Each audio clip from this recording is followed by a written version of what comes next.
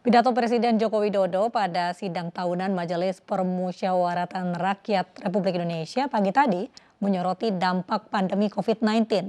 Presiden mengajak seluruh elemen masyarakat dan lembaga nasional untuk terus memegang teguh toleransi dan gotong royong menghadapi segala tantangan demi terciptanya Indonesia tangguh, Indonesia tumbuh.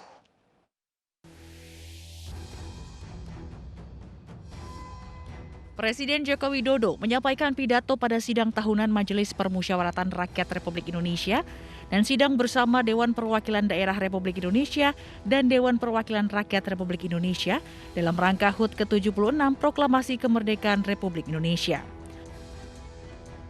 Kepala negara mengatakan pandemi COVID-19 menjadi pelajaran berharga bagi Indonesia untuk terus dapat memperbaiki dan menguatkan diri dalam menghadapi tantangan masa depan. Di tengah dunia yang penuh disrupsi sekarang ini, karakter berani untuk berubah, berani untuk mengubah, dan berani untuk mengkreasi hal-hal baru merupakan fondasi untuk membangun Indonesia maju. Kita telah berusaha bermigrasi ke cara-cara baru di era revolusi industri 4.0 ini, agar bisa bekerja lebih efektif, lebih efisien, dan lebih produktif. Adanya pandemi COVID-19 sekarang ini, akselerasi inovasi semakin menyatu dalam keseharian kehidupan kita. Meski kemandirian industri obat, vaksin, dan alat-alat kesehatan masih menjadi kelemahan, namun pandemi COVID-19 juga telah mempercepat pengembangan industri farmasi dalam negeri, termasuk pengembangan vaksin merah putih dan oksigen kesehatan. Di akhir pidatonya, Presiden Joko Widodo berpesan kepada seluruh masyarakat untuk terus memegang teguh nilai toleransi, Bhinneka Tunggal Ika, gotong royong, dan Pancasila dalam bermasyarakat, berbangsa, dan bernegara. Dari Jakarta, Megalatu, Lorena Ainus melaporkan. Pemerintah merencanakan belanja negara dalam RAPBN 2022 sebesar Rp2.708,7 triliun. Alokasi anggaran untuk kesehatan masih lebih kecil dibanding dengan anggaran pendidikan dan infrastruktur.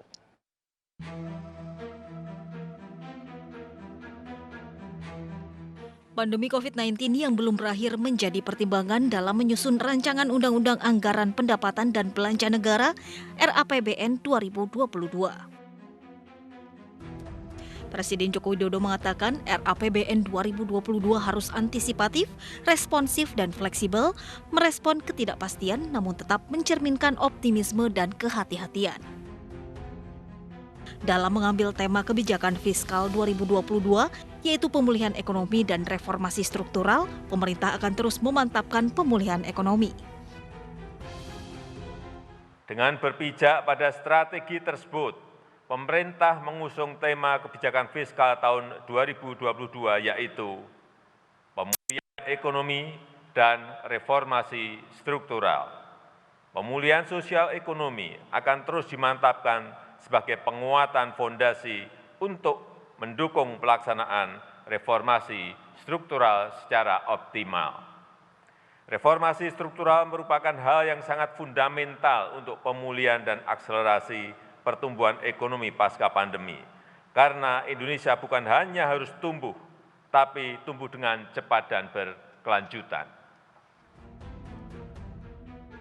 Belanja negara dalam RAPBN 2022 direncanakan sebesar Rp2.708,7 triliun, meliputi belanja pemerintah pusat Rp1.938,3 triliun dan transfer ke daerah Rp770,4 triliun. Alokasi anggaran untuk kesehatan sebesar Rp255,3 triliun diprioritaskan untuk penanganan COVID-19, termasuk mendorong industri alat kesehatan dan farmasi, serta perbaikan fasilitas layanan kesehatan. Alokasi anggaran untuk perlindungan sosial sebesar Rp427,5 triliun, termasuk di dalamnya untuk penyempurnaan data terpadu kesejahteraan sosial. Sementara pendidikan mendapat anggaran sebesar Rp541,7 triliun. Infrastruktur mendapat anggaran Rp384,8 triliun, lebih besar dari anggaran untuk kesehatan. Pertumbuhan ekonomi ditargetkan tumbuh sebesar 5,0 sampai 5,5% pada tahun 2022. Angka tersebut lebih rendah jika dibandingkan pertumbuhan ekonomi kuartal ini. Menurut Badan Pusat Statistik, pertumbuhan ekonomi di kuartal 2 2021 mencapai 7,07%, yang menandai lepasnya perekonomian Indonesia dari resesi. Untuk mencapai sasaran pembangunan di atas diperlukan peningkatan pendapatan negara tahun 2022 sebesar Rp1.840,7 triliun yang terdiri dari penerimaan pajak sebesar Rp1.506,9 triliun dan penerimaan bukan pajak Rp333,2 triliun.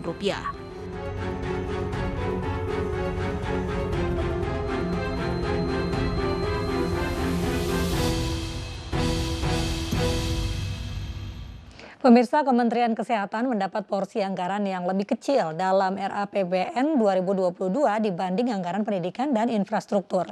Dengan porsi anggaran kesehatan yang turun ke angka Rp255,3 triliun, Kemenkes akan fokus untuk pemerataan pelayanan kesehatan di daerah. Kesehatan lebih kecil dibandingkan dengan dana alokasi kesehatan yang didistribusikan melalui APBD. Karena ada aturannya di APBD itu 10% dari APBD dipakai untuk anggaran kesehatan.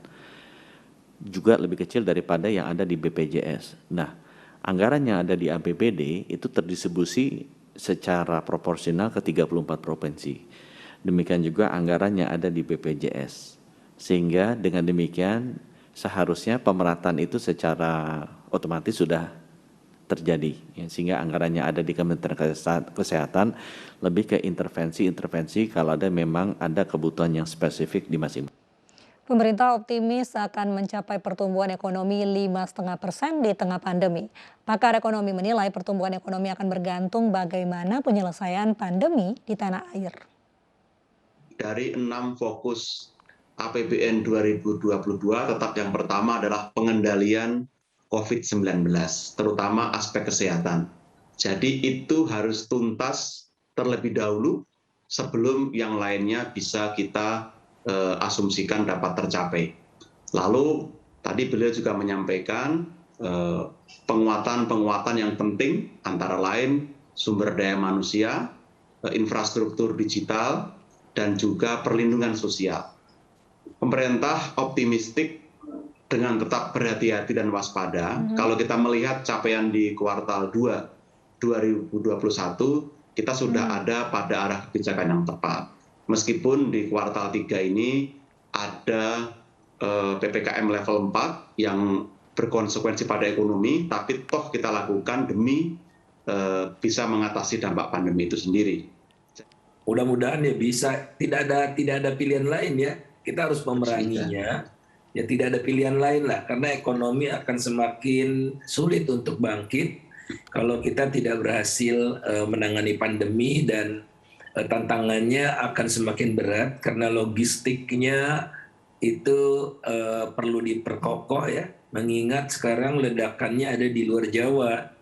Ya kalau vaksinasi di Jakarta kan relatif mudah begitu ya logistiknya, tapi saya pagi ini berdiskusi dengan teman-teman di Sulawesi Tengah ya, itu waduh sekarang kasusnya meningkat dan macam-macamnya praktis tidak ada atau kurang lah begitu ya, karena memang logistiknya semakin lama semakin susah, apalagi kalau menembus kabupaten-kabupaten lebih sulit lagi, dan tenaga kesehatan di daerah-daerah jauh lebih buruk ya daripada di Jakarta, Bali, dan Yogyakarta misalnya.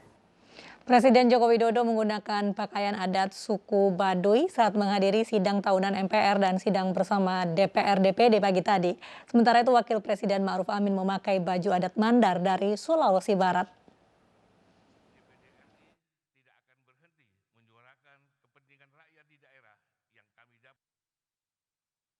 Presiden Joko Widodo kembali mengenakan pakaian adat dalam sidang tahunan MPR dan sidang bersama DPR DPD tahun 2021. Kali ini Presiden memilih mengenakan baju adat dari suku Baduy, suku asli Sunda Banten. Presiden memakai setelan serba hitam lengkap dengan telukung atau ikat kepala hasil tenun masyarakat Baduy, serta tas lempang yang biasa disebut koja atau jarok. Saat mengakhiri pidato kenegaraannya, Presiden mengaku menyukai pakaian adat suku Baduy karena desainnya sederhana dan nyaman dipakai. Presiden juga menyampaikan terima kasih kepada Tetua Adat Masyarakat Baduy, Jaro Saija, yang telah menyiapkan pakaian adat suku Baduy yang ia kenakan. Busana yang saya pakai ini adalah pakaian adat suku Baduy. Saya suka karena desainnya yang sederhana, simpel, dan nyaman dipakai. Saya juga ingin mengucapkan terima kasih pada Pak Jaro Saija, Tetua Adat Masyarakat Baduy, yang telah menyiapkan baju adat ini. Sementara itu, kantor staf Presiden menjelaskan pemilihan pakaian adat Baduy merupakan bentuk penghormatan terhadap nilai-nilai adat dan budaya suku Baduy yang berada di Lebak, Banten. Tak hanya Jokowi, Wakil Presiden Ma'ruf Amin juga mengenakan pakaian adat saat menghadiri agenda sidang tahunan MPR. Ma'ruf Amin mengenakan pakaian adat suku Mandar asal Sulawesi Barat. Sidang tahunan MPR dan sidang bersama DPR DPD tahun ini kembali dilaksanakan dengan protokol kesehatan ketat. Hanya 60 peserta yang hadir secara fisik, sementara sisanya menghadiri acara secara daring. Tim Liputan iNews melaporkan. 2 petugas Satgas COVID-19 di Kabupaten Sika diancam dengan parang saat hendak menjemput pasien positif COVID-19. Informasi selengkapnya hanya di iNews Malam usai jeda berikut.